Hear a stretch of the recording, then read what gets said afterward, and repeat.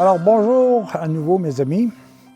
Cette fois-ci, c'est un texte qui est un peu plus difficile parce que ça nous amène à voyager un peu à l'intérieur de ce que peut-être on aime le moins, c'est que la souffrance. Et le titre qui est donné à ce chapitre dans l'Évangile de l'an 2000, c'est « Le royaume souffre violence ». Alors, je vais vous lire ce texte, puis après ça, on va essayer d'échanger quelque peu sur que veut dire souffre violence.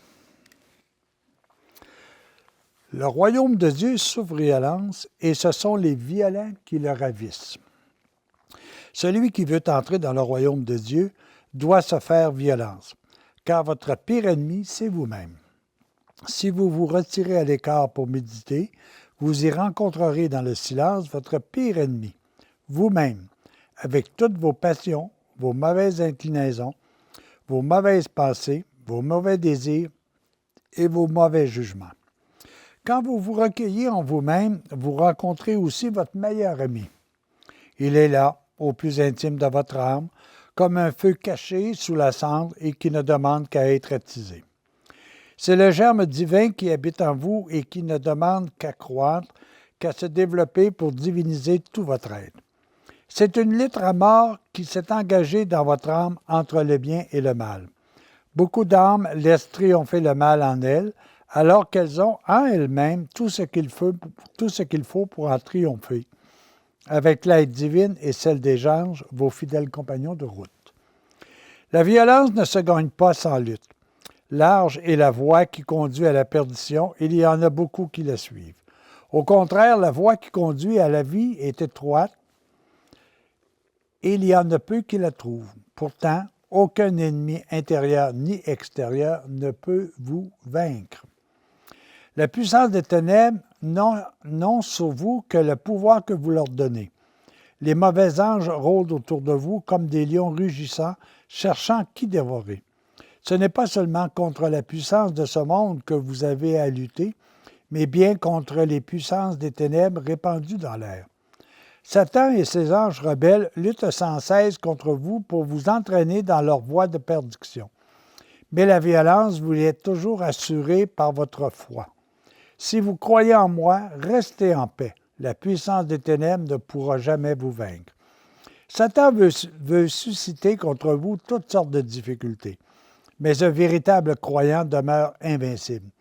Il peut voir contrecarrer tous ses plans, voir s'évanouir ses plus beaux rêves, voir s'écrouler ses plus chères espérances. Il devient inébranlable comme le roc.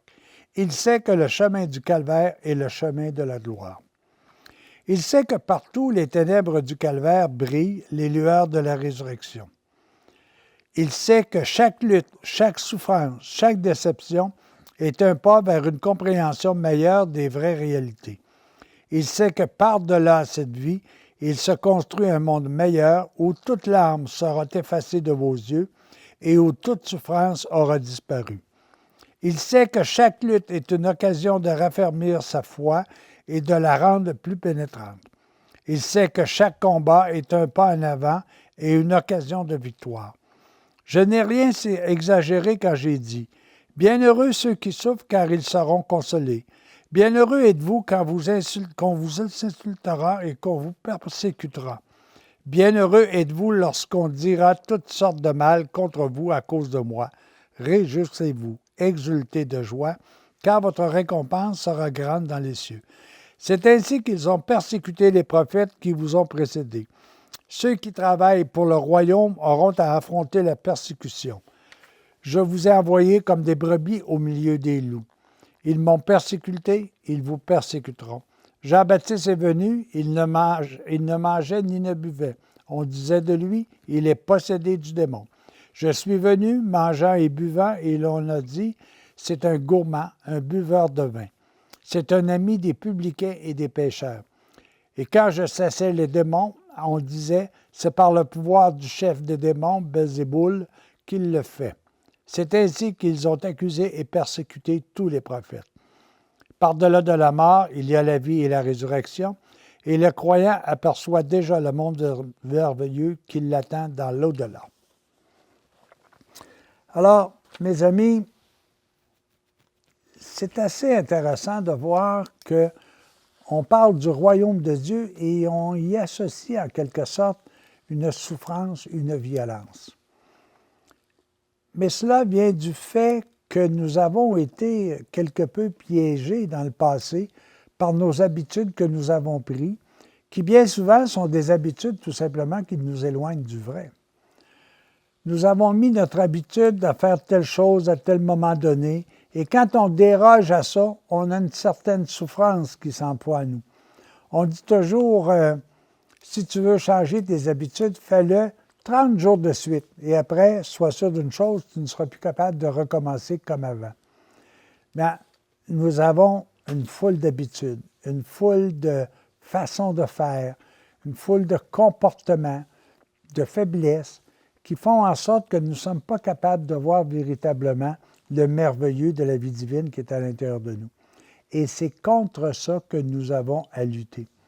Nous avons à lutter bien souvent entre la satisfaction de voir un film à la télévision et le besoin d'aller aider un ami qui en a besoin, d'écouter un ami qui en a besoin.